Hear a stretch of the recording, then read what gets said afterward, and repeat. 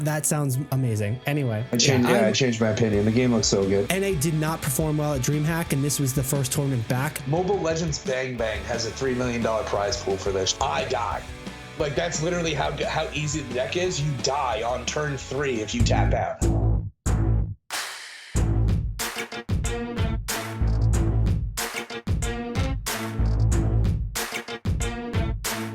Hello and welcome to the Esports Meta. My name is Billy Sims. I'm here to bring you all the esports action, but first I need to make sure I've got my audio. Yes, levels checked, camera checked, lights checked. We're set. We're ready for all the actions.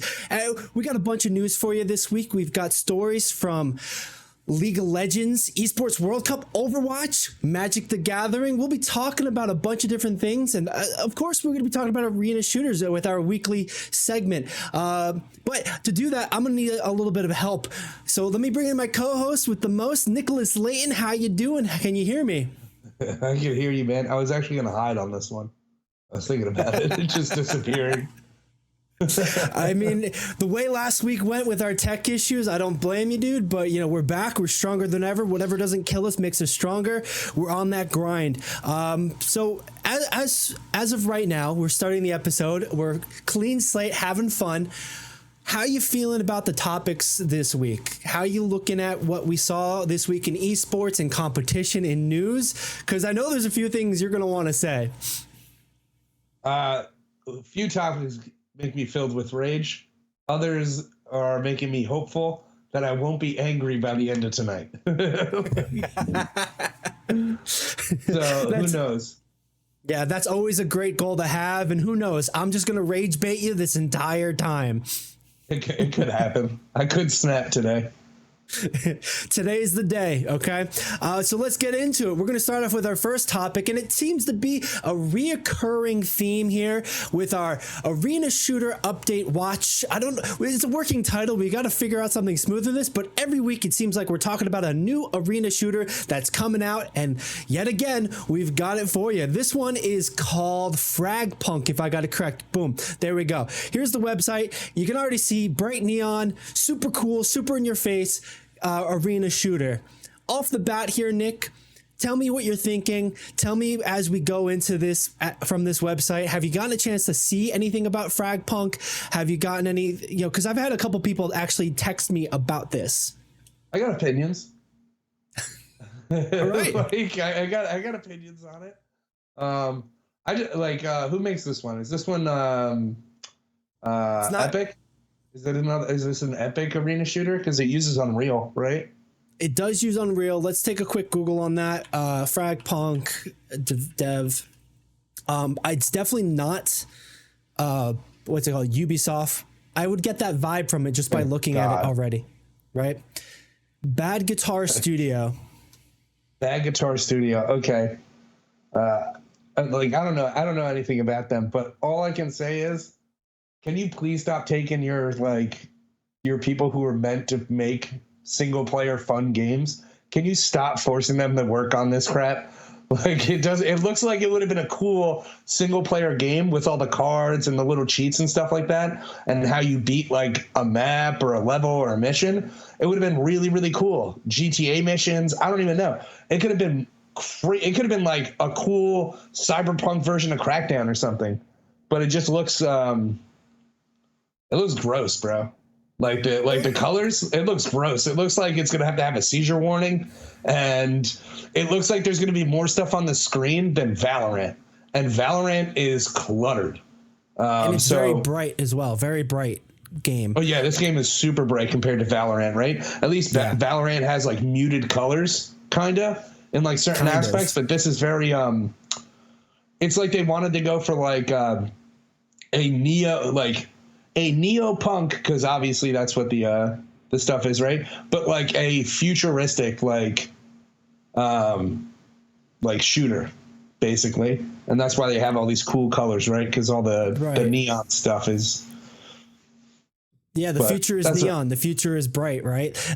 In this way too, it also feels like they're just trying to hit on the the Fortnite aesthetic, right? Like we're just judging the aesthetic currently. I know you kind of mentioned some of the characteristics of the games, the mechanic, which I want to get into in a second, just kind of briefly overall. I don't really want to talk about this game too much because every week we have a new arena shooter, but you know, just aesthetically, it seems like they're doing the same thing that we did before. Like we, you know, when we saw X Defiant, they were absolutely trying to pick from the games previously or other developers' games to hit those aesthetic vibes. This one, it feels like they're trying to hit that, like you said, cyberpunk, Overwatch, Fortnite, bright future, neon future, fun, exciting, kind of like electric. Even this website, it's very like high octane. It changes the mouse to this devil thing, which I think is like a symbol for the hacking, whatever.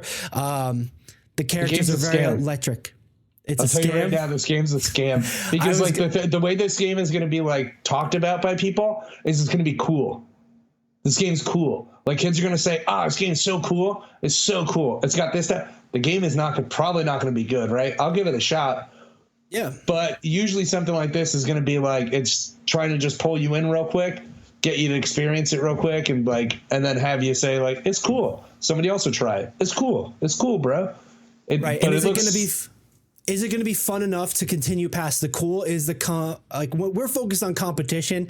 It's not that our only metric of a great game, but that's one that we're talking about here. It's the point of the podcast. You know, just that competition. Will then they be able to develop competition? And like, who knows? Maybe this lesser studio can do something like that. Maybe that, because when we go back into looking at which games they've developed, it seems that it's only this so far, but. To mention the scam thing, look who's distributing it. If I could say words correctly today, it's NetEase. It's NetEase. It's NetEase. All right, here we go. But you know, your good old boys at NetEase. It's hard not to be involved with one of these big companies: Activision, Blizzard King, Microsoft, NetEase, Tencent. Like these ones, EA. They kind of. You know, it's let me say this. It's the ecosystem the video games live in right now. So like a lot of the smaller developers get bought up, get distribution deals with the bigger ones because they kind of need to. It's not necessarily a bad thing, but it kind of is because they pressure a lot of shit to come out and like a lot of gimmicks. So already seeing NetEase, I have a bad taste in my mouth, and I know you do too, man. Bro, they got Lord of the Rings and Harry Potter games. What, Bad Guitar Studio? What year is this, dude? NetEase. No, just NetEase has Harry Potter and Lord of the Rings games that are on the second row of their. If you go to their games, this is what they're. It's not in alphabetical order, by the way, which may like I could see, but no, it's like Harry Potter's on their second row. It's right up in front of your face, like. Well, I know exactly what that is. We know exactly what that is. It's a IP. It's competing with Disney. It's competing with Marvel and Star Wars and all the big names. They're just getting an IP that people know, and they're just gonna run it down mid, basically, run it down your throat until you can't get enough. I bet you they would have bought Harry Potter by now if J.K. Rowling didn't have a Twitter account.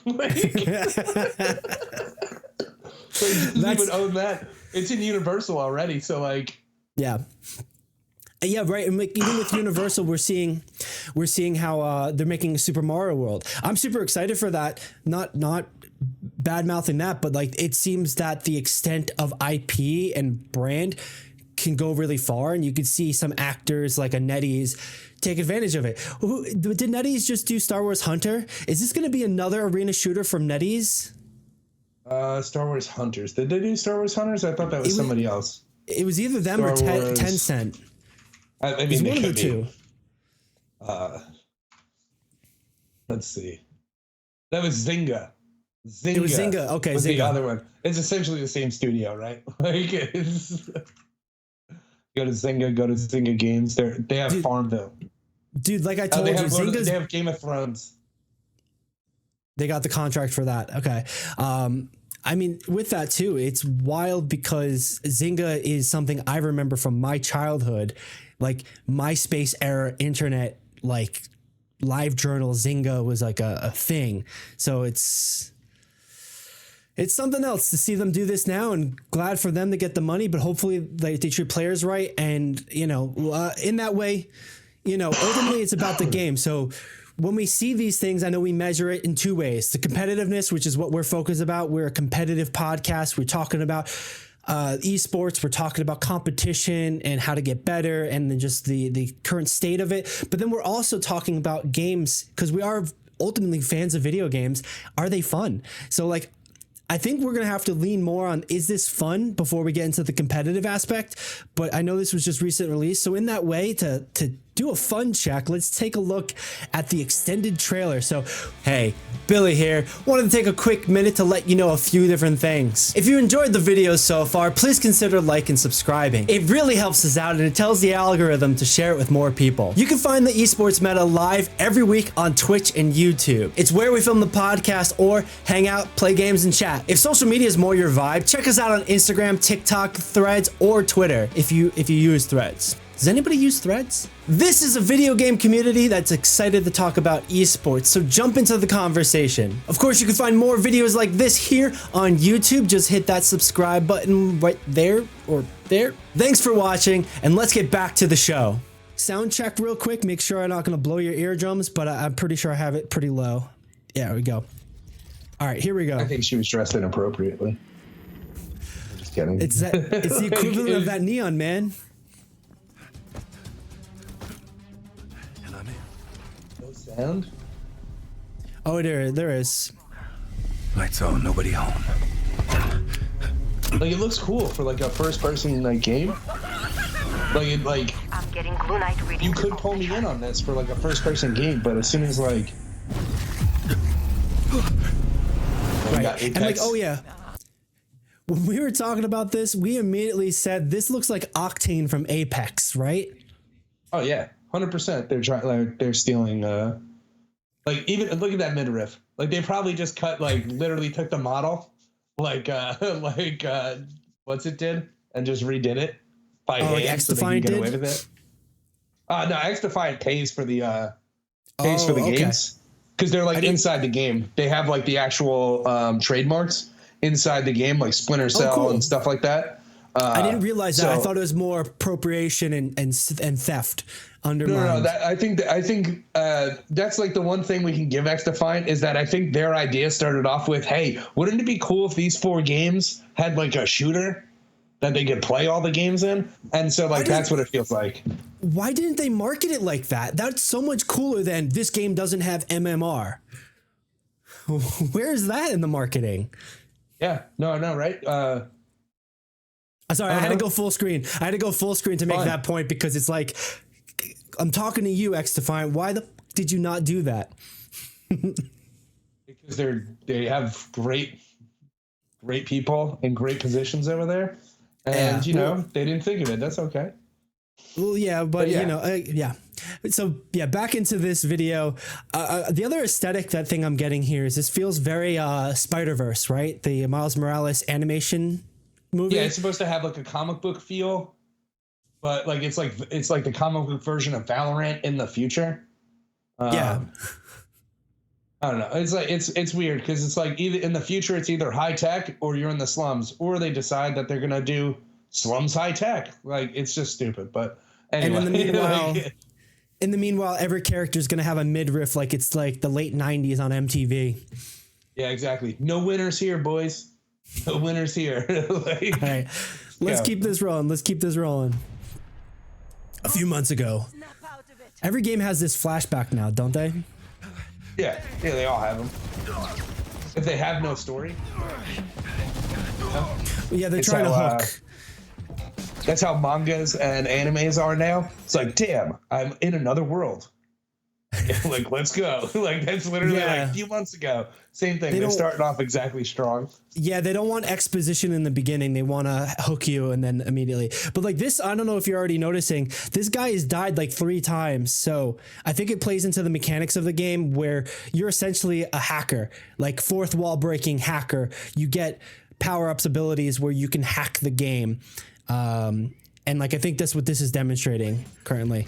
So here he is dying again and running back in. Memes, bro. Quickly. This game was made for memes.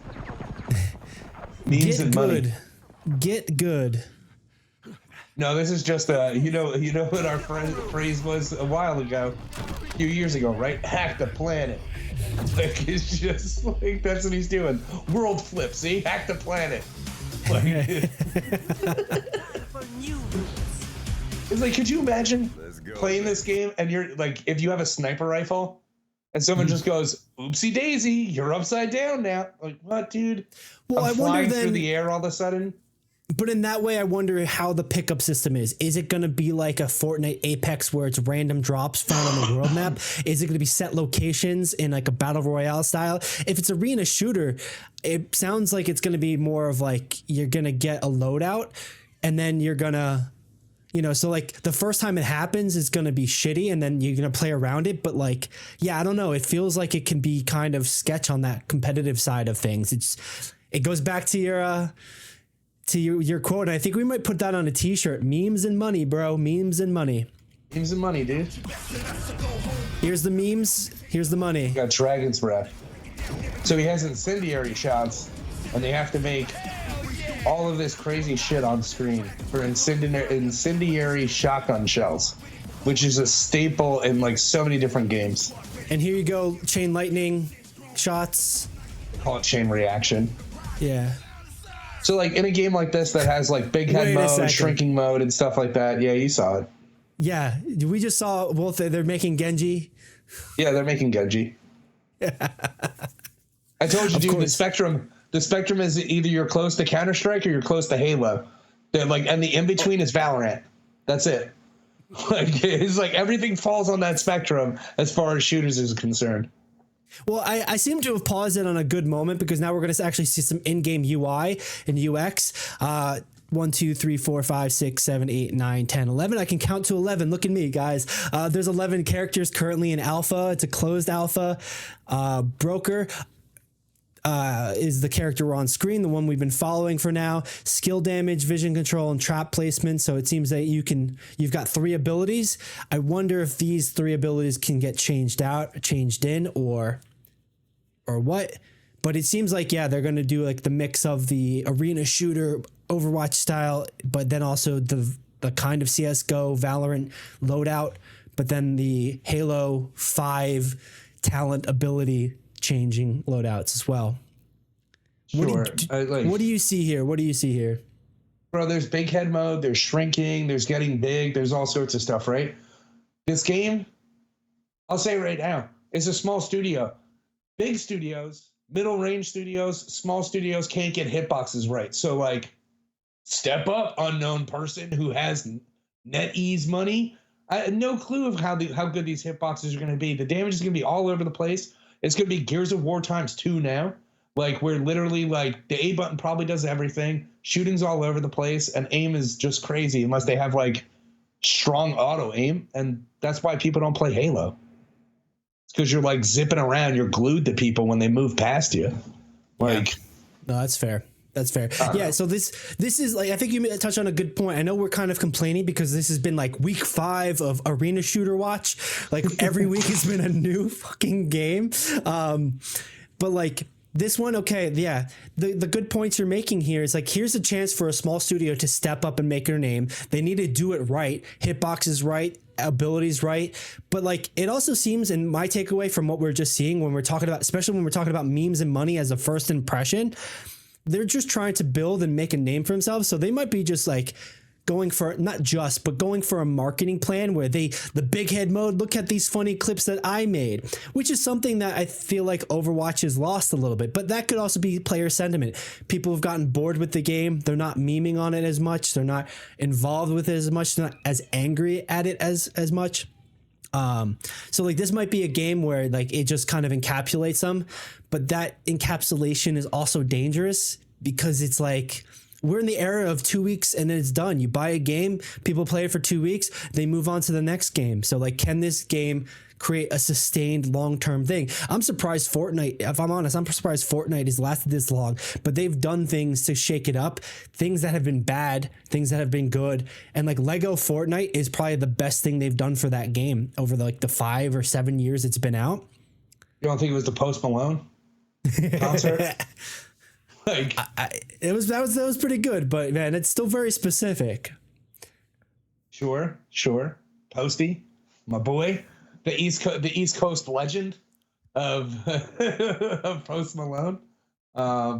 Yeah, I don't know. Like looking at the screen, man, like doesn't it look like, granted we don't know the lore behind this game, which like we probably should, honestly, know more about the game on first impressions than we do about like, we can understand all the mechanics. Like if it's just flashy, all of these character designs look off compared to one another, right? Like they look like NPCs in 8 different like places, or sorry, I can't count to 11 different places, right? Yeah. And like, so like even they didn't even match them up like properly, right? So like even the characters that are like right next to each other, if you look at like the redhead guy who's in the middle, the directly next to him, the 2 people right next to him, they look like out of place. Like they don't like the art's just not matching up with like the rest of it, right? And the same thing on like the other side. It's just Yeah. And like that's a fair criticism, especially for overall. But this is an alpha, and how many games release in alpha now? How many games release with so little attention to detail and how many glitches? Even Star Wars Hunters, like hitboxes and aim mechanics, they're just shit. Like it's so hard, and it makes it feel even more like a cash grab because either they finish the game. Yeah, exactly. Exactly. Like if you don't want to be shit on because you're not finished yet, like don't ask me how it looks or how it tastes before you're done cooking the fucking meal, okay? Like that's end of story, all right? Don't have me ask me to taste raw chicken and go like, how's the tacos? How are the tacos? Is the tacos good? Oh, you don't like it? Well, they're not done yet. They're not done yet. The tacos aren't done yet. Like it's jackassery. Well, two points of that is that nobody's asking you to give your opinion. We're just doing this belligerently because that's what we are. We're a belligerent podcast. They're releasing an alpha. But it's an open alpha. They want our opinion. That's how come it's an open alpha. It's a closed alpha, but you're right. They're gonna let me in, and they ask me, "What's your opinion? Please submit notes." Yeah. If you let me play your alpha or you let me play your beta, you should be prepared to get torn the fuck down and be okay with it. And if you can't, you're made out of paper and you should go the fuck home. Okay, dude, this isn't like a drag them and roast them sort of thing. We want to bring up these concerns. No. I'm saying like just the way you're presenting it right now. It's just like, you're going to invite me to your party and I'm just going to shit on your house, shit on your couch, shit on your TV. Like you don't have a Samsung TV. Let me say it differently. You should be prepared for bad actors. You should be prepared for bad actors when you ask for people's opinion or put it into the world where you want people's opinion. Right? You can't just say your opinion doesn't matter.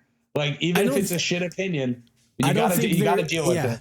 I don't think they're saying that. And if anything, it was me saying, hey, in fairness, this is an alpha, so they still have work to do. It's a fair concern to have about this, but we need them to see. We said the same thing about Marvel Rivals. Like, the way they float, the way the characters look, like there's an aspect that's cool about it, but then, they need to finish the game. Ultimately, that's what this is. And that's the same thing. So I want to just point out real quick, and let me see if I can...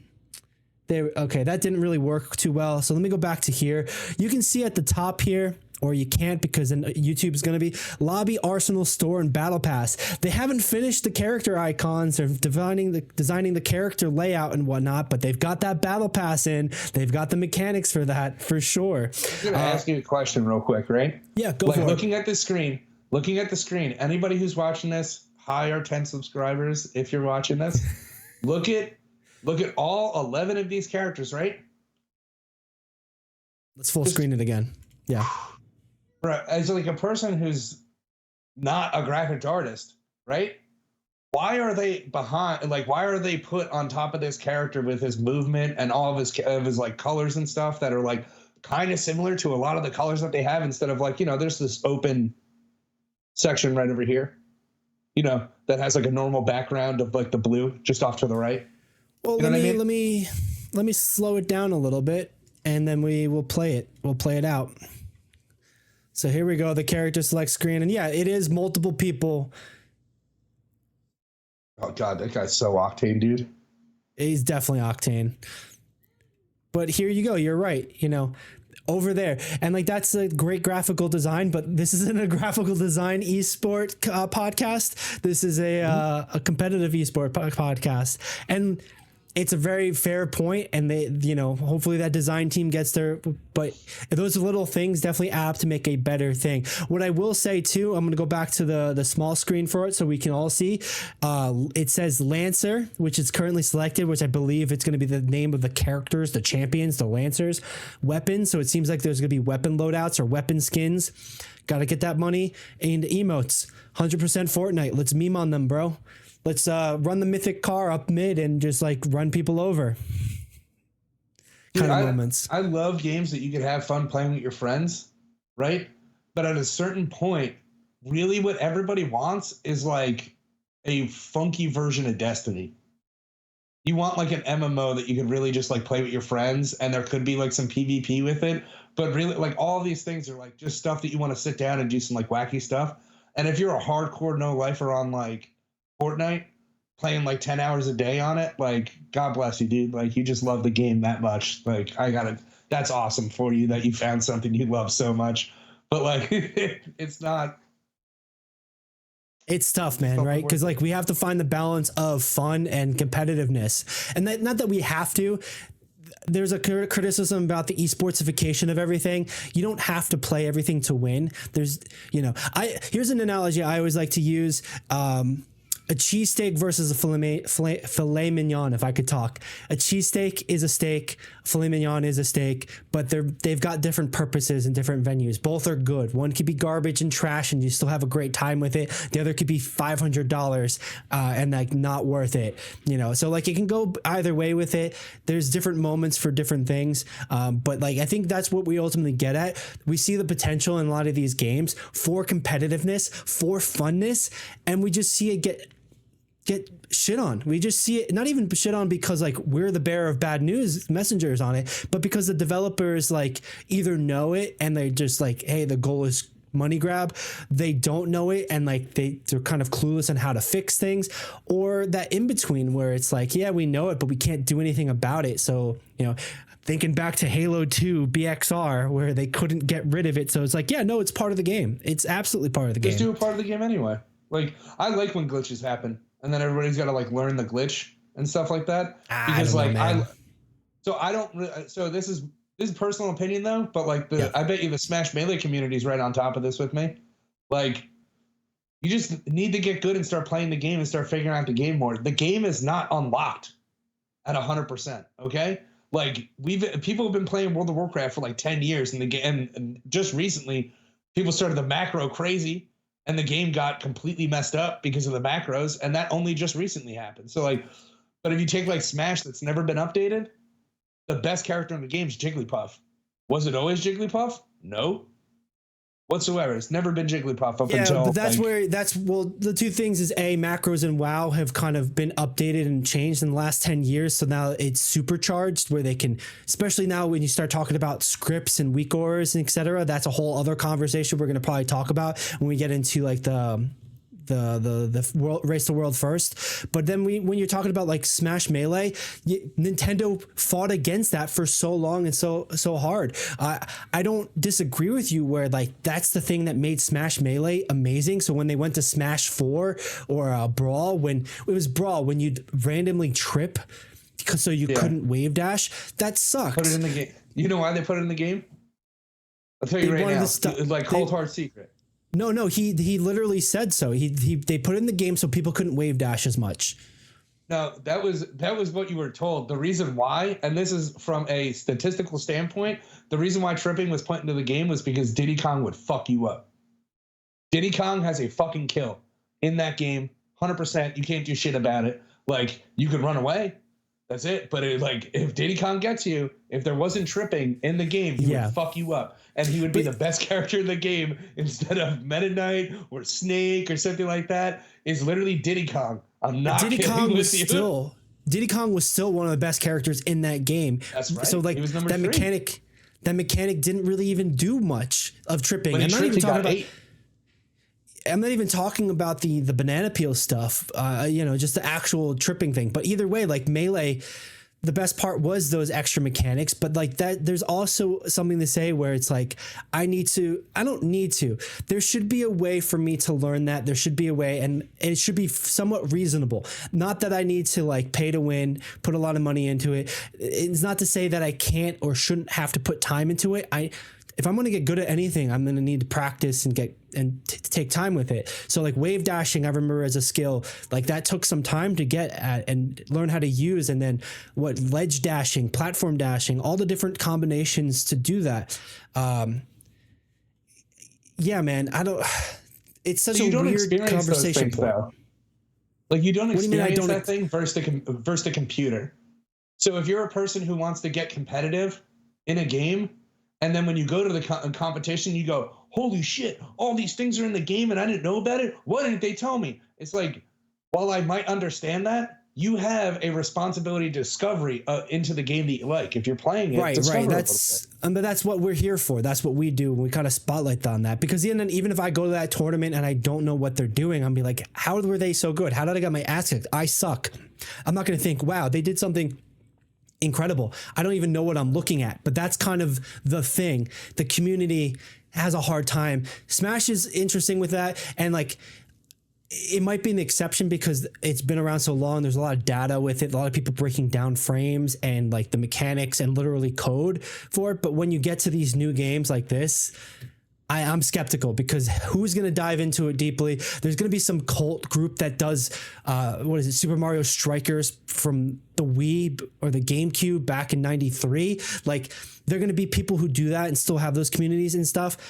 So like, that's the part that I have a little bit of frustration for, but I think that may be the way I see this as being a necessity. Anyway, we're tangenting hard, and on this arena shooter watch segment here, let's finish out this. Trailer, man. All right, I'm going to switch back into the trailer. We're going to finish this out and put it on 2X. Let's go.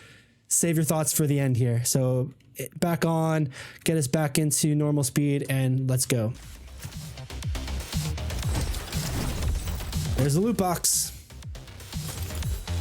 Oh, they're ranked cards too. You can power those cards up.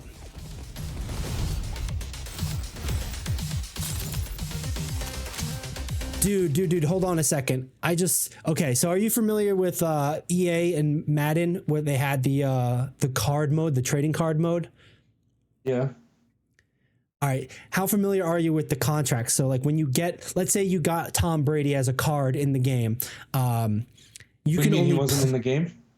No, he was in the game. Let's say you got Tom Brady as a card in the game, right? That's part of the packs. Right. You can randomly open it. Like, it's literally just like a digital card in the physical game. Sure. Okay. So what would happen is you set your team and Tom Brady's your quarterback. You play a game, and then those cards literally have a contract limit on them, meaning you can only use those cards a certain amount of games. You can only play them a certain amount of time. So let's say that Tom Brady card you pulled from a pack, you can only play him in 10 games. After those 10 games, he disappears. Yeah, you noticed that you had the same thought that I did with all that stuff, is that as soon as you said there's ranks, I was like, I bet you they're one-time use. Like, I got that vibe. You get cracks all the time. I got that vibe from just the effect of like, we pull a card like this, and what is he? They literally break it. He's literally going to snap the card in a second. So there we go. Pick the card, snap the card. That gives me a vibe that he's going, like, in the game, you're going to have to like collect the cards. You're going to have to power them up, and they're going to be one-time use. Like, if that's the case, drug addict shooter, bro. This is the drug addict shooter. They're just doing drugs on screen. It's like you replace all this card stuff with drugs. Like, oh, he took acid. Everything's wacky. Like, it's like, but in that same way, this feels silly, right? Like, okay, now I'm going to make a bunch of grass. Oh, he's got big head mode. Look, I'm going to shoot everybody in the head because they've got big heads. Like, it just feels like it's going to be like a little kid's dream. Yeah, people love randomness. Like, I'll be honest, like, as soon as you have a competitive game that has, like, randomness, like, your player base skyrockets. It's a joke. Until, I was about to say, until it doesn't. It goes down all the time. That's why Hearthstone is exactly where it's always been. Nowhere near an actual trading card game, unfortunately. All right, here's the rest of that trailer. Just, you know, to kind of do it. Oh, he found a card. HUD rework. Yep, breaks the card.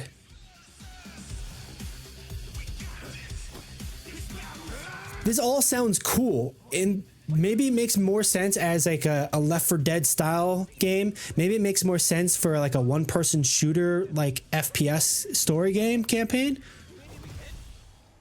Is there like a creature in the map that ate him? I don't know. It was a card they pulled. Basically, you have the Grim Reaper come after you. Like yeah, but like so it has to be a certain health in order for the Grim Reaper to get you. 5v5 rule-changing hero shooter. That's their tagline here, and that's where we're gonna finish on that. 5v5 rule-changing. That sounds amazing. Anyway, I changed my opinion. The game looks so good. I'm not even gonna go into the Microsoft article about it, but you know. As we wrap this up, any final thoughts? Because we've been on this for like a half hour. Nah, I'm good. Way more than I thought we were going to be doing. I don't think it was a half hour, but yeah. Way more than I thought we were going to be doing for this, but anyway, yeah.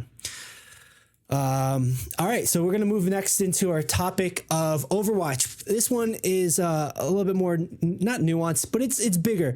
Surprisingly, Overwatch Face It qualifiers were this past couple weekends when we had the world qualifiers for the Esports World Cup in Overwatch, and we're going to run you down on the results because I like Overwatch. Nick kind of likes Overwatch, and if you like Overwatch, this is great for you.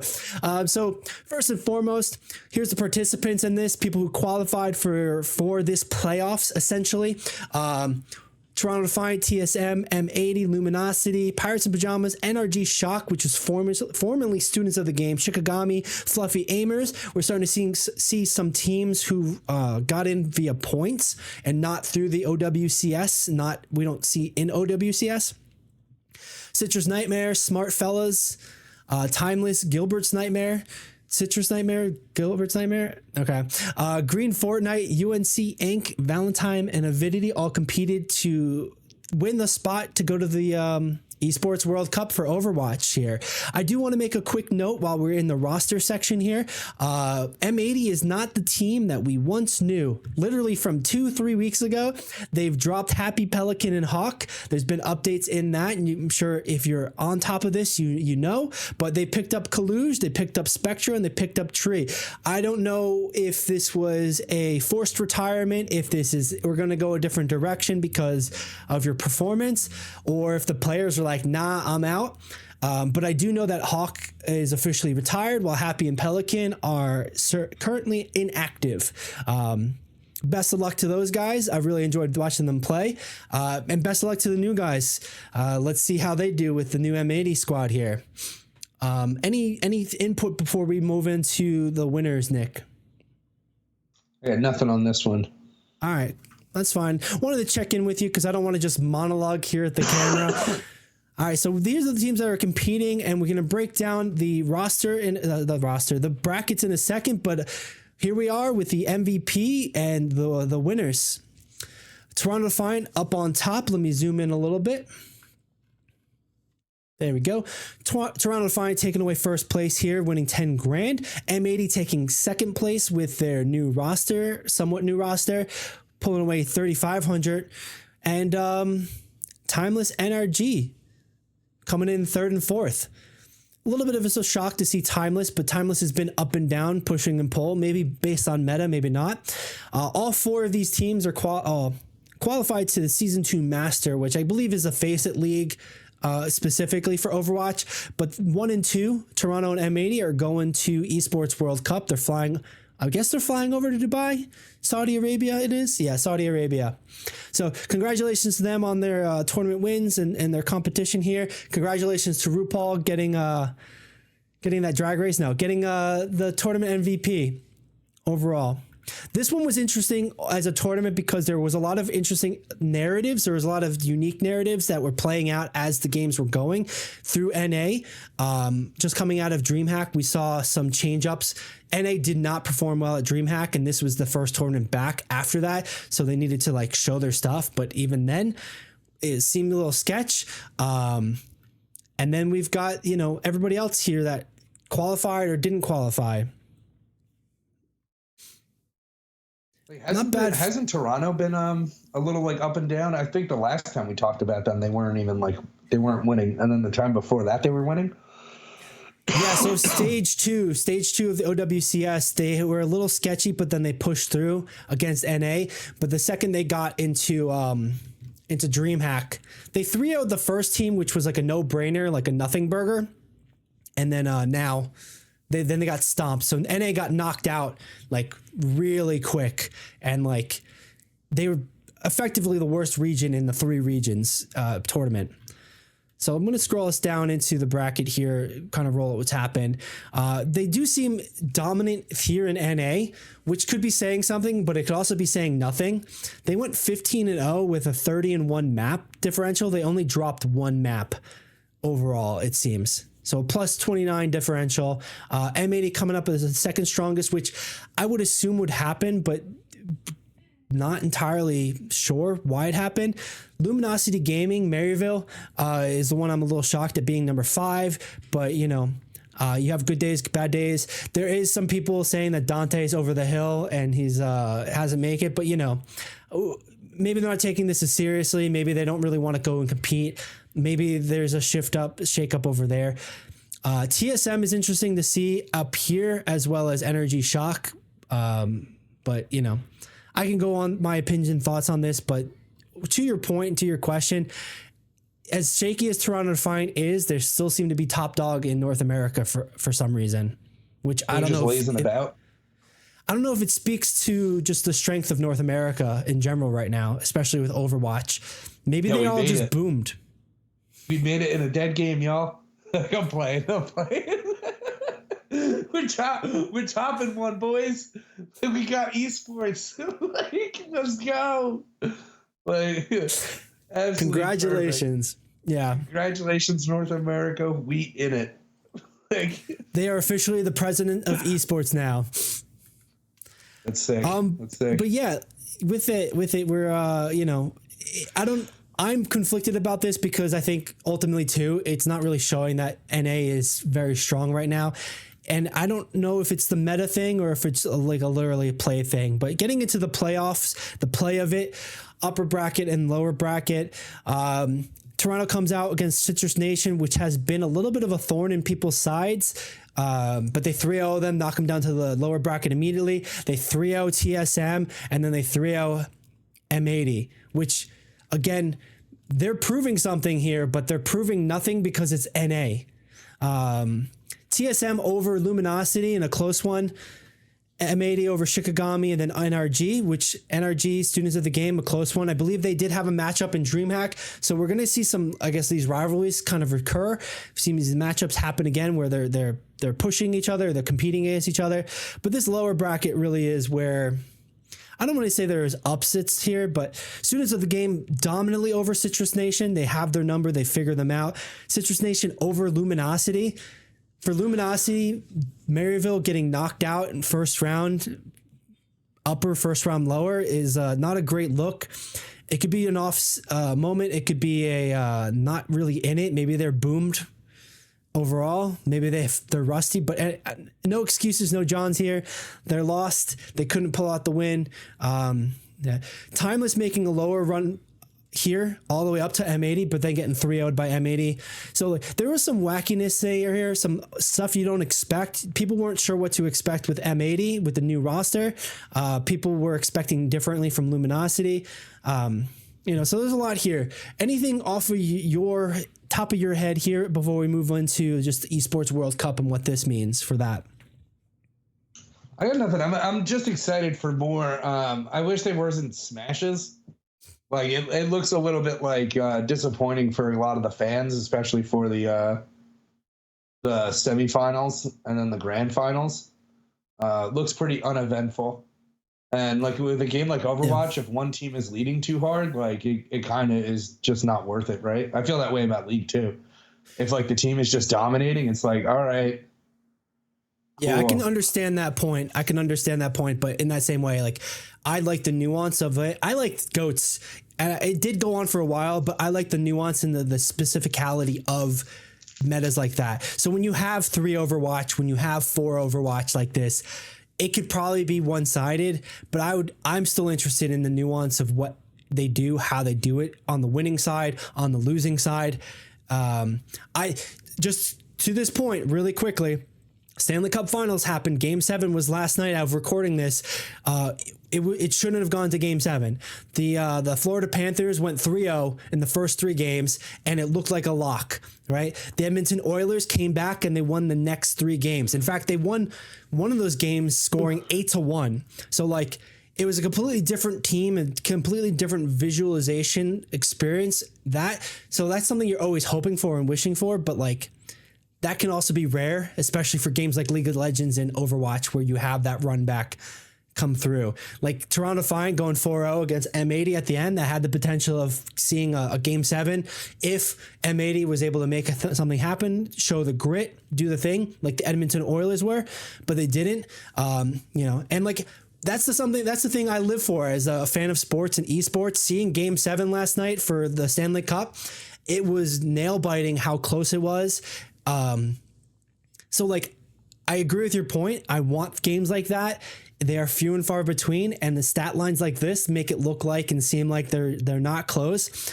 But I'm sure there is a lot more nuance involved in the specificality of these games here. Definitely in some of those matches. Yeah. In some of those matches, for sure. For sure. Yeah, man. And it's a rough thing to do, you know, especially in esports. Esports is something that there's a lot of mental involved, a lot of technical involved, like literally equipment, and you don't necessarily have the same kind of setup as an NHL team. But either way, you're competing for your salary, you're competing for your livelihood, you're competing for your future. These guys have more on the line committing to this than a lot of other people do. Sorry, just a quick cough. But with that, the future for this is the Esports World Cup. It's coming up in about 2 weeks, the start of it. But Overwatch is going to be taking a start, I believe, in week 4 on July 23rd. We're going to quickly go over what to expect with this tournament, but we're going to have a bigger breakdown next week. So make sure you do all the internet stuff. Stick around if you want to see that. If you want to get the information with it. So first and foremost, Esports World Cup happening. This is a tournament of 30 different games happening in Saudi Arabia. We're bringing all the games together to compete internationally. Think of it as like World Cup with FIFA, all the different teams from all the different countries coming in, not necessarily representing the countries, but representing just individuals from all over the world competing to see who's the best. I think there's, what was the number? 60 million total prize dollars being given away. Yeah, something along those lines. It was quite a crazy number, right? And they were going for the largest prize pool ever put up. All right, so yeah, 60 million. You got it right. All right, memory serves me right. Great, I can count. So here we go. The tournament's going to start on July 2nd. Here, we're going to be seeing Call of Duty Warzone kick us off, MSC Mid-Season Cup, which. Let's see if nope, can't even. It's MLB. I guess I don't know if it's MLB baseball. Right. Over to the right. Yeah, I see ML. it. Yeah, ML:BB. We'll take a look at what game code it is, but Ryder Masters League of Legends is starting on the 3rd of July. It's a Thursday. Call of Duty is continuing. League of Legends. So this is a brief overview of when to start watching. League of Legends is actually finishing up pretty quickly by comparison. It's starting on the 3rd and it's going to end on the 6th. So 3-4 day tournament for League of Legends here. Nick, you were saying that you're looking forward to this one for League. Yeah, it's MSI. It's MSI 2 for the most part. It should be fun. Just because in the more recent games that I've seen, there hasn't been too much lane swapping, specifically in NA for the most part, and some other regions. So, it should be a little bit more entertaining to watch. And I'm not sure which patch they're going to be on. That's probably the more interesting part because it's not run by Riot. It's run by it's probably run by Riot. right? But like maybe these guys get to determine if it's like if a patch comes out that they're not going to play on that patch and they'll play on like a previous patch. Well, so I'm not 100% sure. At least the Overwatch stuff is being run by Faceit, and Faceit is associated with Esports World Cup because they're owned by the same company that, you know, is owned by Saudi Arabia. So I wouldn't doubt that it's Faceit kind of doing the tournament organization or another sister company to Faceit. So yeah, it'd be cool to see what kind of patch they're running on. That's gonna make it interesting. With the lane swapping point, what do you feel is the reason for that? Very briefly, very quickly, because I know we had talked about it previously and it seemed like it was happening a lot with MSI because they felt like they had a bad pick ban phase and they needed to make up on that deficit, and it kind of just like, you know, it locked up the game. So what do you think has changed where they're not doing that? Nothing really has like changed. It just seems like there just haven't been opportunities for a lot of matches, or like a willingness to really like lane swap, just in general. So, but like, you know, it's just good for the viewers. And like, I'll be honest, like Riot might have actually just said like, dude, like stop. Like, it's not an every game thing. If I catch you guys doing it every game, we're going to cut the percentage that you guys get, that your team gets from like viewership. Because like we're losing viewers because you guys are lane swapping too much. Well, I doubt that. I doubt that they're going to be able to do something that extreme immediately, but they probably are talking to them like, listen, we're going to put a rule in and it's going to hurt everybody, and we don't want to do that. So like, if you guys want the health of the game, stop it, kind of thing. I'm sure it's more of a conversation. If they had that conversation, to be more of a conversation like that. That seems completely, you know, they're not going to go full nuclear where it's like, yeah, we're going to just cut your money immediately, like off the bat. But yeah, man. Here's a funny thing. League of Legends prize pool is only $1 million. Only? And the reason why it's exactly right. Yeah, here you go. Mobile Legends Bang Bang has a $3 million prize pool for this. Well, I was going to say $1 million is still pretty solid because wasn't MSI just like $1 million total? Dota 2's 5. But Dota's a different game. Dota is like on a whole nother level when it comes to prize pools and whatnot. But like League, the MSI one, it's not supported by the fans. That's why it's weird. Right. So like this is determined from this like organization that like Mobile Legends Bang Bang is getting $3 million for their prize pool. So I don't know if there's a breakdown for every single thing. I just see the breakdown for MOBAs right now. Well, in that note, real quick, when you're talking about prize pool, I believe, let me just make sure this was this year. Yeah. Okay. It was this year MSI. And we're talking about a $250,000 prize pool. And it's just one tournament. So for League of Legends to have $1 million prize pool for this tournament, that's not, I don't think that's an only. I was being sarcastic, but I think that's a great prize pool. But yeah, when you compare it to a mobile game getting 5 million, 3 million, you said? Like 3 million. That feels bad. So like, it's weird because like, I'm sure Dota will probably have like its viewership numbers are probably going to be there.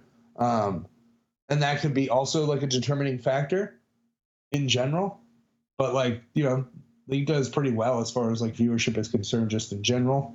It could also be backroom conversations and backroom contracts. Like League of Legends agreeing to this, but then, you know, they don't want to look bad. Riot doesn't want to look bad if they're giving away $10 million at the Esports World Cup and Riot's only giving away 1 million.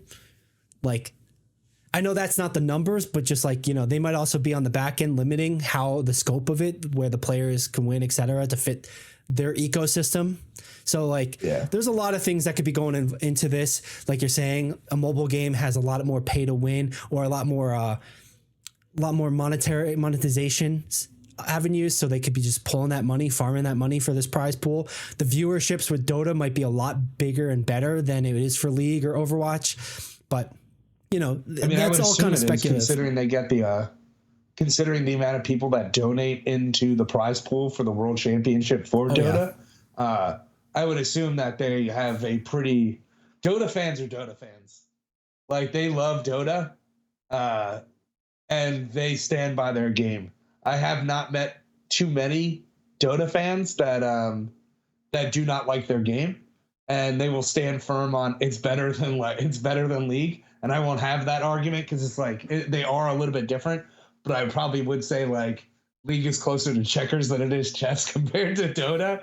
But that being said, like forgot where I was going with it. But yeah. No, I hear you on that. And apples and oranges kind of thing. So moving back into just the esports schedule. Moving back into the Esport World Cup schedule. At week 4 is when we're going to see Overwatch, which is where we were segmenting from. July 23rd is the first day of competition group stage there. That's going to be going all the way probably through the week, because it seems the format is every week is a new game or another new 2 games. We have PMWC, PUBG Mobile, as well as Overwatch 2 happening on week 4 of it, with the playoffs for Overwatch starting on the 27th. So it seems Overwatch is going to go from the 23rd all the way into week 5. Nope, it's going to be ending there, it seems. But we have Street Fighter, Fortnite closing out the tournament, seems like. Yeah. Bro, what is it? What was StarCraft that Radeon Masters game? We have Football Club happening week 5. We're going to be doing a bigger breakdown of all the games and where you can watch it, when you can watch it for Esports World Cup happening. But I'm just trying to find real quickly the end of Overwatch. And it seems like it was on the 27th. It was just a 4-day tournament. Yeah, we're talking about a lot of big games here. Rocket League, Tekken, PUBG finishing out. Yeah.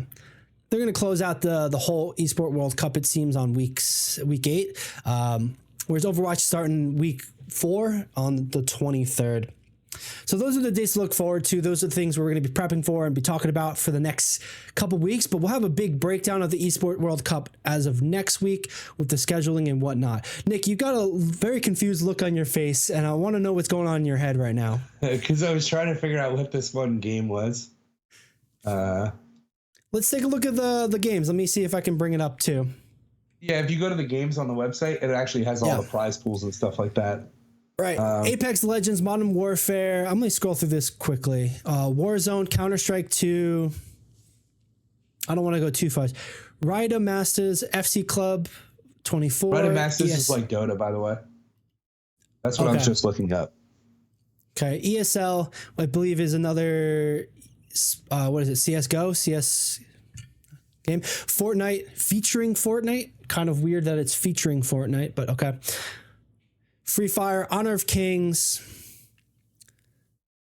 There's Mobile Legends. I like how MSC is bigger than the game logo here. Mid-season Cup is bigger than Mobile Legends. I wonder if they're trying to hide Mobile Legends. But yeah, League of Legends, a lawsuit for it. League of Legends also there.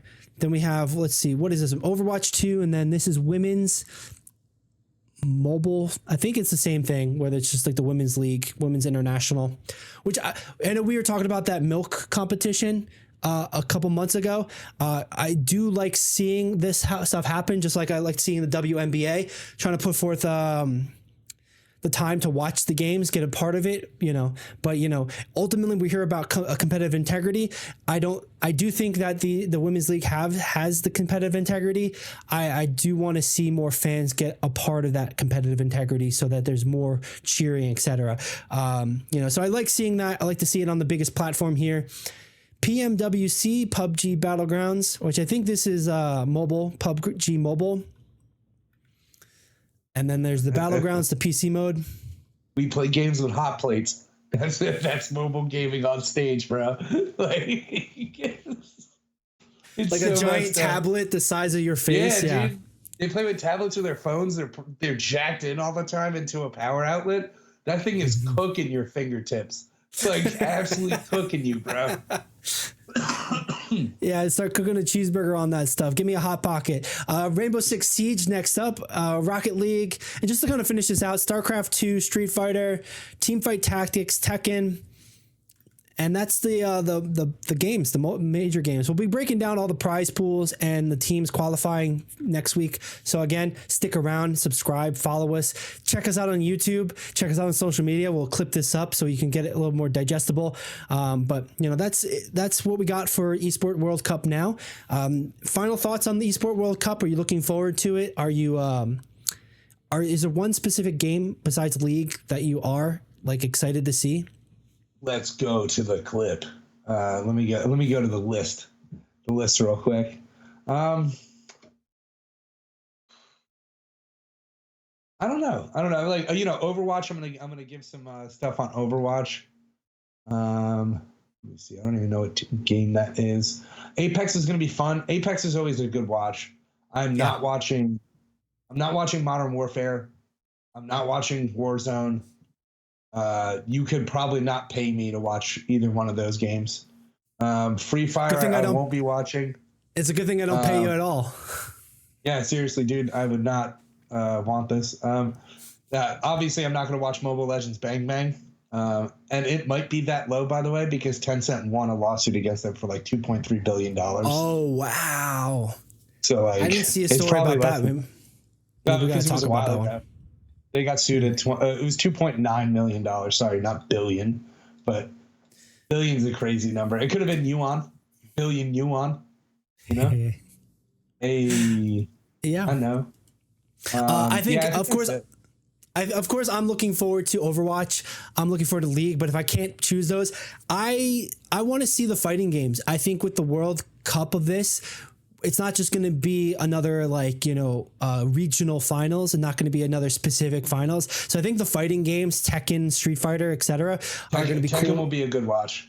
Good watch. If you've never watched the Tekken tournament, Street Fighter basically is either in a Ken Ryu meta or a non-Ken Ryu meta. And like 9 times out of 10, they're in a Ken Ryu meta because I think the last tournament that I watched that it was like there was a pretty heavy Blanca meta as like a dark horse of that, but that stuff can change via the patch notes for the developer. It's been a while since we've checked in on Street Fighter. Excuse me. Real disrespectful thought right here. Tekken is where the real fighting game people play. No joke. I know. Like it's not the most difficult game. It's not the most complex, I'll say, right? But it is probably the chess of fighting games. Yeah, I know right now Street Fighter and Mortal Kombat are having a bit of a moment where they're struggling. It's not really a struggle, but like people are frustrated, whereas Tekken, it's not to say they don't have frustrations, but they're definitely more happy, if those are words, more happy with the game, the developer, where the state is, the way they can play, the counterplay, etc. It seems to be in a healthier state overall. Yep, it's always been that way though. Like they've always had good, like it's always been, well, there's counterplay to it at least. Like in the game for the most part, and a lot of like fighting games in general, like even Smash kind of got like this at a certain point. There's like things you do, and only a certain way that like your opponent can react. And the fact that Tekken's essentially a 3D environment, right? Because you can literally move completely circled around the map, changes a lot just in general compared to like the 2D fighters, right? Where it's just up down. And like, you know what, if we were making this podcast back in the 90s when Street Fighter and Mortal Kombat were like the fighting games, and then Tekken and King of Fighters come out where you can traverse the third plane going back and front, not just left and right. I guess that's maybe second plane. But anyway, when you can do that, we might have like called it a bit of a gimmick, like a little bit of an expectation. But the way they approached it, the way they did it has been super solid. And it's add that competitive integrity and depth to it where you're just inching the ceiling up higher and still keeping the floor accessible to players, which is exactly what you want to see. Accessible to players, so it's fun, it's reachable, everybody can get involved, everybody can understand to some degree what's happening. It's not just like, and I know there's been a lot of complaints about like Overwatch where it's just visual madness. You got to be able to see and look and do the things you want to do. But anyway, I'm looking forward to Esports World Cup. I'm probably going to watch everything except for the mobile games. I'll even give Call of Duty and Warzone a try for a little bit. But honestly, I'll probably get bored of those pretty quickly because anyway. But yeah, not to drag that. I'll watch FIFA, man, especially for this kind of competition, just because, again, the interesting part for me is that you have all these kinds of people from all over the world who probably don't usually compete. Right? They don't compete against each other. They don't go region to region like this. And for them to have a world tournament like this, where everybody's kind of coming together, you kind of have that with Evo, but like how much is that really happening? Evo is in a much different place than this is going to be. So this being in Saudi Arabia changes that up. I feel like it's going to be more accessible to more people. I don't want to say more accessible to more people. It's going to be more accessible to different people, which is where I'm interested in this. I think that's a better tagline on that. But anyway. All right. You're clickety-clacking. What are you looking for before we go on to our next topic? Nothing. I was just looking at the games. All right. And just checking out, checking out more of the Riyadh Masters, gotcha. I guess, like Dota. It looks like Dota. Looks very similar to Dota, even art. So is it like a mobile version of Dota, not by Valve or Steam, but by some knockoff? It didn't look like it was clone? A mobile version. They look like they're on stage with keyboards and stuff. Okay, that's a plus. Immediately a plus in my book. Yeah, so it looks like looks like Dota. I do not think. This looks okay. Great. Well, but yeah. All right, let's make some magic and move into our next topic, Magic the Gathering. They recently had an updated ban list come out this week, literally, yesterday? And I guess no news is good news because they didn't do shit. Let's take a look at it real quick here. The ban announcement, restriction announcement as of yesterday by Andrew and Dave here. And all formats, no changes in any of the formats is the big tagline here. No changes in all formats. I don't really have too much of an opinion other than from what we've talked about, Nick. You are our guy here. You are our expert. Let's fucking go. Okay. Right, so what do you got to say about this? Right? All right. So they have standard, right? Standard's like whatever. I don't like when they ban cards out of standard, just in general, because I think that just means that they don't know how to make sets and cards. Yeah, that's a good point. Because standard is the last 3 sets, or what? How much is the time frame on that? So it's 3 years now. It's 3 years of sets. The last 3 years of sets. They're doing an early rotation next month. But things gets cookie cutter pretty quickly. But I really think that there's a couple problems there. They just they don't make supplemental sets anymore for standard. They used to, but now it's just only standard sets, no core sets. People hated the core sets. People love the core sets. You could find one of each group. It doesn't really matter. But they're just looking at a couple cards. It's not it's not too crazy. I hear you. The format's not too broken. It makes a lot of sense too that why would they really do bans and restrictions on cards like this? Because they literally just made them. So if they did that, they're acknowledging how bad they fucked up, which is not a great look. So I can see why they really wouldn't touch standard that much. Then, let's move into Pioneer. Any thoughts on Pioneer? Yeah, Pioneer, Amalia needs to go, but they're not going to ban Amalia till next week. And they actually reference her in the thing. Yeah, right? Literally right here. One thing we're doing, keep a close eye on Amalia. Shut up. That is words that needs to be banned.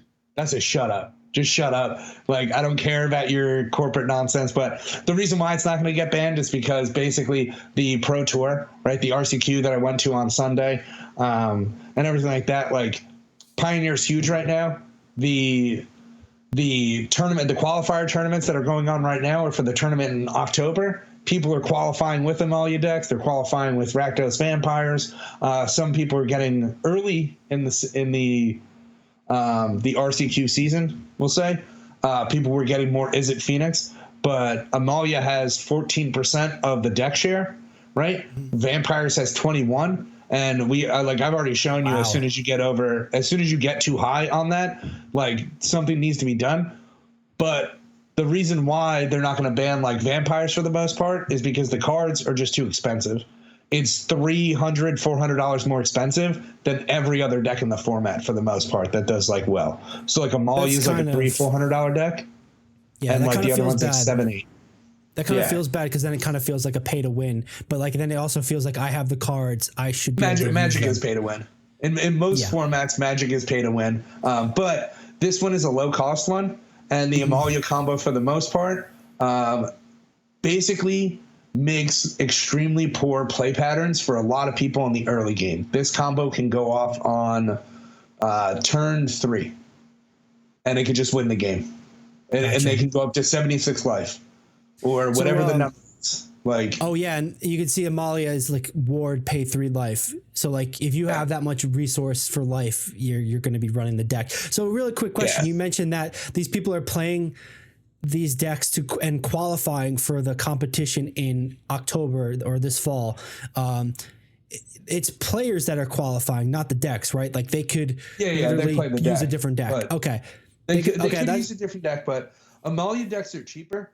Like they're relatively cheap. They're also pretty easy to pilot. Like no disrespect to like people who play like Amalia combo. Like there are some.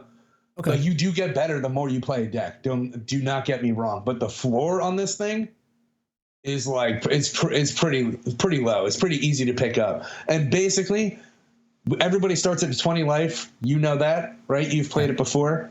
This thing infinitely grows until it's a 20, kills all other creatures, and then kills you.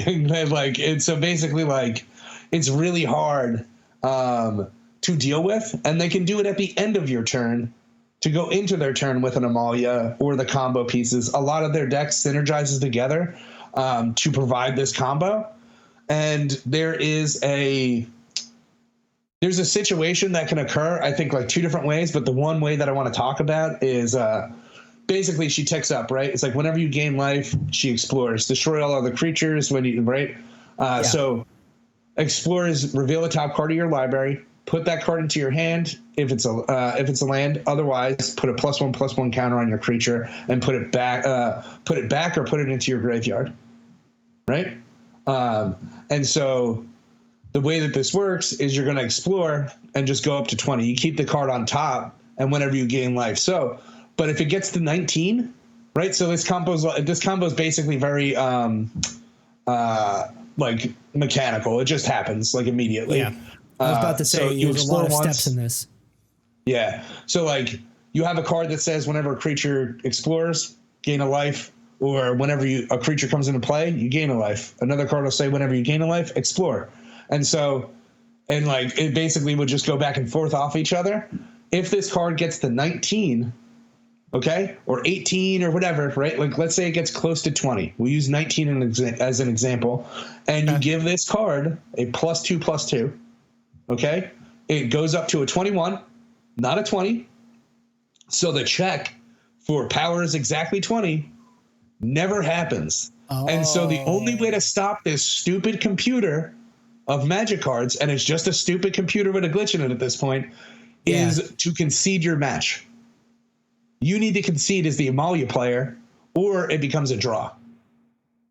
Interesting. Okay, and anytime that happens, alongside poor play patterns, as I've discussed multiple times in other formats, poor play patterns make the game not fun. Stupid shit that just happens and you can't stop regardless of interaction or something like that.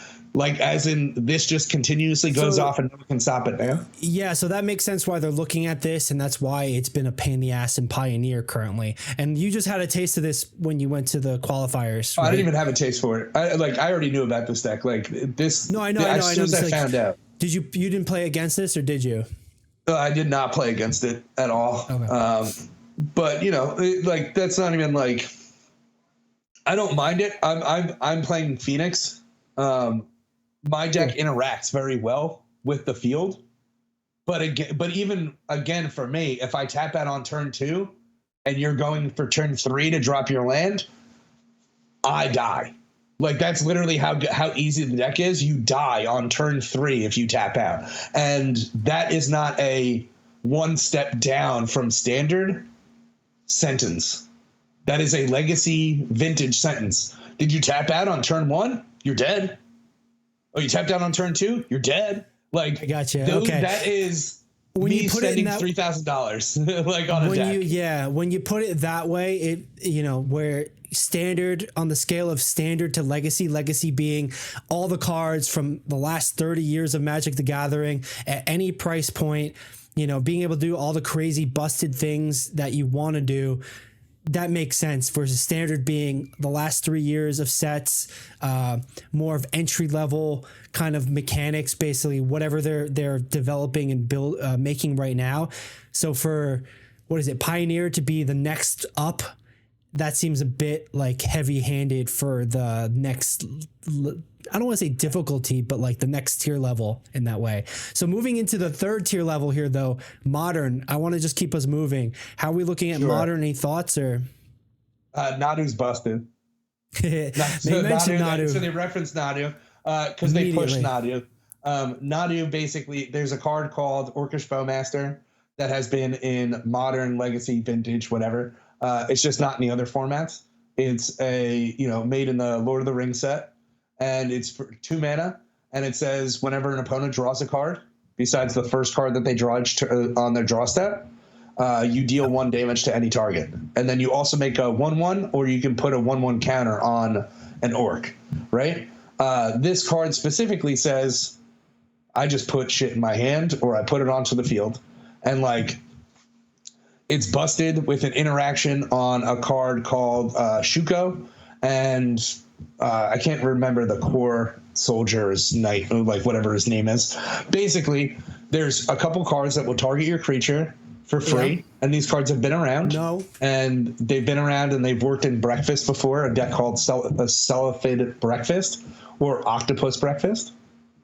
And basically, the fact that they can actually like target this guy and interact with him proactively for zero mana whatsoever leads you to have crazy card advantage. This card is pretty busted, but it's only because they're not paying their taxes. Like I said this to you before, right? You're not paying any mana, you're not doing anything, you're not paying your taxes, and you're doing it proactively. It's literally like, I pay 0 mana and I do something, and your opponent goes like, all right, let me try to pay 0 mana and stop that thing, right? Like that's the only response to it. Proactive free shit is broken in Magic. Every time. Proactive free shit is broken. And even if it's not like broken right now, it could be broken next month, next year, the week after, or something like that. Yeah. Or somebody figures something out. Like, it's Magic is all about that rules lawyering stuff. It is resource management. I think you've said it. It feels to me like it's Excel spreadsheets, but in like little card forms where every little card has a different rule and you have to just fit them all together in this puzzle. Not knocking it. I don't have that skill. My brain isn't built for that sort of thing. But I know so many people who are and do. And when you put it that way, where it's like, okay, here's Nadu with a combo. What was it? Scorda? What was the name of the card? Shuko, and then there's like a core knight. Yeah, you showed me Shuko yesterday, but it like immediately reading Nadu and Shuko, it just made sense to what you're saying. Nobody's paying their taxes when they're playing this card. You're getting free resources for nothing, and you get to do it first. Basically, without any and you get to do it of twice per turn, per creature you have. And so if you put another creature into play after getting the creature, you can do it again. And so like that's the part of the interaction that's broken. Nadu, the ability is relatively broken, but it wouldn't be so crazy if you had to pay like 1 mana. Like it would still be pretty good. But eventually you have to tap out for mana. But again, if you're not using a resource and you're just pulling shit out of the ether, it's broken. It's always broken. You just pulled shit out of the ether, man. Like you're a fucking magician. Like it's crazy. Well, I mean, you are a magician. You're a wizard in this game, but I hear what you're saying. You're a planeswalker. No, it's like planeswalkers are just like now characters in the game. I don't know what the overall lore is anymore for like the player character. But yeah, they just released Modern Horizons 3 about 2 weeks ago. It did change Modern pretty drastically. But again, this could just change this is people testing some stuff out. And they come back onto Grief Scam because Grief Scam is super strong in Modern because Grief is fucking busted. Yay. Is this the point where you want to say, is this the point where you want to say that you're right? That, I told you so? I don't even tell people I told you so, dude, because it gets me mad. Like it gets me more mad than my first thing. Like, thanks for joining. Like the we were talking about this Legacy. But we were talking about grief and like the problem with grief months ago at this point. But before the last ban restriction list came out, I think before the last two. But anyway, yeah, if we go to Legacy, what do you want to say? I hate them. So again, we have the same sentence of we will continue to monitor the play rate and win rate of whatever. You could put a Malia here. You could put Reanimator here. We already knew it was busted. I literally went to like this is what I was saying multiple different times, right? I went to God, I can't remember the name of it now. The huge Chicago? Legacy tournament, Eternal Weekend. I went to Eternal Weekend for Legacy, right? And I'm a grief player. I've literally been saying grief is busted for 2.5 years. It creates disgusting patterns of play. It's not that it's like overpoweredly strong. But again, it's free, proactive shit. Like you just yoink shit out of your opponent's hand for free, and people will be like, "You got to exile a card," and it's like, so glad you were able to use 3 cards to take 2 cards from me, and now you have a 3/2 body with menace. That's wonderful. That's so great, bro. Like it's just a toxic play pattern. So like I said it before, I'll say it again, and at least the guy who's at Wizards, who's paid to be the expert on the health of Legacy, because I'm sure, I hope that there's a person for each one. There's a person for each thing trying to keep it healthy. That person even said grief needs to be banned. And Wizards of the Coast was like, go fuck yourself. Like, so they didn't do it. They're not doing it now. They're probably going to do it in August, and if they don't do it in August, we're dealing with it until next year. Like, and I'm not even joking, because again, Eternal Weekend happens in December. So if you're not banning something in August, you're leaving people with what? If you did ban it in August, you at least give them 3-4 months of play and practice for their deck that doesn't have these cards, or cards that people are going to have to you're going to have to change, right? But if they don't ban it, then like it's exactly the same going forward, right? But yeah, that's pretty much it. And you can say I was right, but I don't need to be.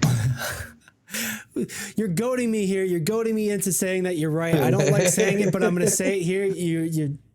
You were right. You did send me a tweet that you were super mad about seeing this today, where it's specifically on Grief Reanimate. Let me switch us into that and get us a better view here. On Grief, Reanimate, and Legacy, not a fun play pattern to happen often. It was the most difficult decision with this ban and release restricted list, my bad, because there aren't any major tournaments and there is no room for people to experiment with MH3, the new set. We can package Eternal formats in August, Yeah. So it seems like that they're looking at banning it in August with the next ban and restriction, but the reasoning they're not is because there's no majors right now, and that there's room for people to try to figure it out, basically. Yeah. What they just said was LGSs will suffer. People will stop going to LGSs, which Local they've already done. Stores, yeah. Yeah. So there's literally, I'm not even joking with you, there's literal LGSs that are out there posting about how they could not get people to come to their Legacy tournaments. Okay, until they made a house rule, like as if it was Commander, and ban grief. Like, it's the stupidest crap I've ever seen, man. And it gets me real heated because why don't we experiment without grief? And then you can just and then you can put it back in and see if people want to play grief again. That's my opinion on it. It's a grief. It is player. tough because I know. It's tough, I know, but you're right. We've been talking about this, and it very much seems like grief is the problem. I know from a developer standpoint that, you do want to let players figure stuff out, but this isn't it's only been out for the new set for a couple weeks, a couple months, maybe a year. This has been happening for years now. So the best answers for grief, by the way, what they're hoping for is people to just stop playing grief, because another deck is so fucking busted. That's it. That's what they're really hoping for, because any answer to grief was already printed. Stifle, Veil of Summer, Force of Will. These are the only ones, okay? One of them 2-for-1s you. The other one you have to have gone first. The other one you have to have gone first. So you literally, the fucking answers exist. Unless you want to create a free mana, another free mana thing that says nope to grief, then you're creating another free card. Like, I was going to say the answers exist and they don't work. Plain and simple. They work if you go first. They only work 50% of the time statistically, and most of the time you can coin flip into not going first. So many y'all. Yeah, but anyway, yeah. Yeah, dude, it's frustrating. Like, I definitely see why it's a frustrating thing, especially when you're with a game that's so meticulous like Magic, and then it's hurting. Especially when they get the information that it's hurting local gaming stores, local communities. I wonder how serious they're going to take that competition. But those local gaming stores are literally the lifeblood that's kept Magic a popular thing, made it a cult classic into a mainstay classic. It's I don't. You can earn. The reason they don't care though. They really don't care. And I'll tell you right now the reason why they don't care. I know. I hear you're saying you're not, but like the one last point I want to make on this, it's like you can literally earn points to go to the biggest tournament held by Wizards of the Coast and whatnot from a local gaming store, right? Yeah. That's where the RCQ was. If the ecosystem involves them there, where you can literally path to pro it from the bottom scale, bottom tier, all the way into the biggest tournament in the world, why are they not then including them and considering them for this stuff too? Like, that seems such a spit in the face. And like, maybe they are talking about in the back rooms and stuff, but they're not talking it out in public. And if those stats are real, if those stats are out there, like you're saying, where these local gaming stores are losing players, losing competitions, and have to create house rules to just make it happen. So what? Sorry, you were going to say. I needed to finish that point. So like LGSs, right? It's the lifeblood of TCGs just in general, board games for the most part, right? Yes. But like, here's the thing. At a certain point, right? Like, here's like, let's date ourselves, right? They used to have like Toys R Us, right? And then Toys R Us didn't exist, right? And so like LGSs and little like video game stores were the only places you could get like Yu-Gi-Oh, Magic the Gathering, right? Stuff like that. Warlords, Blood for Blood, whatever you want to do. Shout out to people who know Warlords, but like for real. That game sucked. Like, it was so crappy, but I played it. But here's what they did. They started to try to, I say it's like a GameStop approach, right? They went after moms. And like, it sounds weird to say it like that, but they went after moms. And the companies that go after moms, they specifically target you while you're going to do your after work errands or something like that, right? So it's areas that have like Targets and stuff and like little things like that you have to do. Yeah, that's where I was going to say. That's where you see more of these cards, Pokemon cards, all Magic cards, Yu-Gi-Oh cards. They're all in Walmarts and Targets now. Yep. And so like also the secondary market also controls the main market, right? Pretty heavily for no reason. Like, give you an example. Modern Horizons 3 just came out. They have an MSRP product of a commander deck of $60. It's not $60. It is $140 for something that's normally $60 to $70. Okay. So hold on. What do you mean? What do you mean by that? So basically, if I were to resell it to you, let's say it's valued at $120 or $160, but the store would be advised to sell it at $60, but they would be selling it at $100. The stores no longer want to compete with the secondary market and will take your money as if they were selling stuff on the secondary market. They don't care about MSRP. So like, they'll sell you a pack that they broke out of a box. I mean, MSRP kind of doesn't matter because it's like imaginary. It's like a suggested retail price. That's literally what the value is. So like, it's interesting that they're focusing on Magic and like other card games that have inflated values since quarantine, since COVID. I mean, like, there's some things that people who are like, I'll call them like boomers. Like, I got a couple buddies who are like $5 or $6 for a Magic the Gathering pack. That's crazy. If you look at inflation, like when we were paying $3 a pack, right? We were paying $3 or $4 a pack for the thing. By inflation now, it's $5 or $6. Like literally from 2004 that becomes when they were $4. Like you still get value on it, right? But when you talk about like the value of a box being $150 now, instead of $100, but it also has less packs in it, and each pack has less cards in it, that's where you can complain. But like you can't like. Yeah. Okay. I hear you on that. The old man in me is coming out. I was about to say, we're starting to yell at clouds here, dude. We're starting to yell at clouds. That whole grief thing gets me so fucking heated. All right, so yeah. But we've been. I know you've been screaming this on the top of your lungs since at least January. To me, we've been saying it on the podcast since February. But yeah, speaking of grief, back into like vintage here. Any other final notes between legacy, vintage, and then alchemy? Those made up ones. Everything after that is all made up stuff. Alchemy's nonsense. People play alchemy.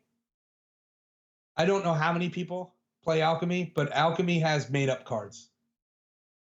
Okay. These are digital cards that do not exist in the real world. They are not cards that you should actually try to soak up into your brain and learn, because they're fucking fake. And if you actually play Magic, you're gonna be like that card, I should get this. Oh, that card doesn't exist. It's not real. It's not a real card. Now you're harping a lot on alchemy, man. What else have we got? Yeah, so the other thing, like historic is these are specifically only on Arena. Okay, they so all are digital. not. Yeah, they're not. These ones have real cards, but they're not proper formats. So like historic, I think is supposed to be modern, but it doesn't have all the cards from modern or something like that. I'm not sure about historic, but Explorer, for instance, is supposed to be Pioneer. That's the way that it was supposed to be in the beginning. Because Explorer format was going to be Pioneer, but on Magic the Gathering Arena. They decided to go against that. Everybody complained. And basically now, by the end of summer, sorry. Now by the end of Had summer, a little bit of weird click. We're going to get packs on Arena that are specifically Pioneer packs that will not give out, but like you'll be able to get the cards. Pokemon style? Yeah, like pretty physical much comes with a digital version. Cool. No. This is going to be all digital. Of course, they're stealing your money. They're not giving you anything like that. This is WotC, bro. This is WotC. They take that money, bro. Daddy Hasbro needs that. Daddy Hazzy, bro. Daddy Hazzy taking all my money. I think at that point we're kind of hitting a cap, a limit on before we're just going to start screaming profanities about this at this. So I want to wrap us up. Any final thoughts on the topics? We were talking about Overwatch with the Face It League World Cup qualifiers, Esport World Cup coming up. We were talking about Frag Punk and Arena Shooter Watch updates. Maybe we should start a bingo. I think that might be a good thing to design. Let's do Arena Shooter bingo. We were talking about the ban list here. So, like, what are your final thoughts? Anything that you want to walk away with? The World Cup's gonna be good, right? Let's end it on a happy note. The World Cup is great, as a great move for esports. I hope that it's a good watch overall as an event. I don't have high hopes, but it doesn't mean that we're not going to get a next one, and the next one not being like, I think number 2 is going to be great. That's why I'm excited about it. Because like it happened for like skateboarding in the Olympics. Like the first time was like, meh, right? And then like number 2 is going to be crazy. It's going to be real crazy this year. I'm not even joking. This is going to break the ice, and then it's going to ask a lot more questions than answering them, and the next 2 are really going to solve those. I hope it gets that far, because this kind of feels like a big gimmick, but of course we want to see that sustainability, that continuation of these things. So I agree with you. I think Esport World Cups could be a lot of fun to watch. Make sure you're watching it. We'll have a big breakdown with us next week, so watch us as well. You stick around because we've got more information for you. I don't have anything else there, Nan. What do you think? That's good. I think my kid upstairs broke his leg. Well, it looks like Daddy Nick is going to have to go lay the ban hammer. But that might also be speaking about Magic the Gathering. Anyway, I think it's a great way to wrap this up. Thanks for joining us on the Esports Meta podcast. You know, where we are the podcast about North American esports and competitive video games. We're also bringing video game news. If you didn't know that, now you do. You can follow us here on YouTube or Twitch, or, you know, this is where we live stream every Tuesday, the podcast right here at 7 p.m. Eastern. Or if that's not your thing, you're more of a social media or clips kind of guy, check out our YouTube channel or any of our socials, TikTok, Instagram, Twitter, and Threads. You know, we're out there on the internet and we'd like to interact with you guys. Nick, thanks for joining me. It was a pleasure talking about this stuff. It went a lot better, and hopefully you're not as mad as you said you were going to be at the beginning. No, I'm not. I was joking. I'm gonna be done with this. I will not be mad for the rest of the night. Yeah, we had a good time today, man. Thanks for joining me, and I look forward to talking about this stuff again next week. Big one next week, Esports World Cup, big breakdowns here. Yeah. All right. Thanks for joining us on the Esports Meta podcast. I'm Billy Sims. This is Nick Layton, and we'll see you next time. See you next time.